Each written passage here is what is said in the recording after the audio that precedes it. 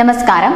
ജമ്മു കാശ്മീരിൽ കഴിഞ്ഞ കുറേ ദിവസങ്ങളായി ഭീകരവാദികളുടെ അടിവേരറക്കുന്ന നീക്കമാണ് നടക്കുന്നത്.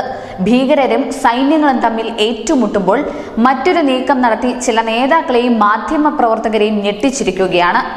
ജമ്മു കാശ്മീർ സർക്കാർ ചില പ്രമുഖ രാഷ്ട്രീയ നേതാക്കളുടെയും മുൻ ജഡ്ജിമാരുടെയും പോലീസ് ഉദ്യോഗസ്ഥരുടെയും മാധ്യമപ്രവർത്തകരുടെയും സുരക്ഷ പിൻവലിച്ചുകൊണ്ടാണ് ഈ നീക്കം നടത്തിയിരിക്കുന്നത്. നേരത്തെ കൂടിയ സംസ്ഥാനതല കമ്മിറ്റി ചില വിഐപികളിൽ നിന്ന് സുരക്ഷയും ഗാർഡും പിൻവലിക്കാൻ തീരുമാനിച്ചിരുന്നു. സുരക്ഷ പിൻവലിച്ച 57 വിഐപികളുടെ പട്ടിക പോലീസ് ഭരണകൂടം തയ്യാറാക്കിയിട്ടുണ്ട്.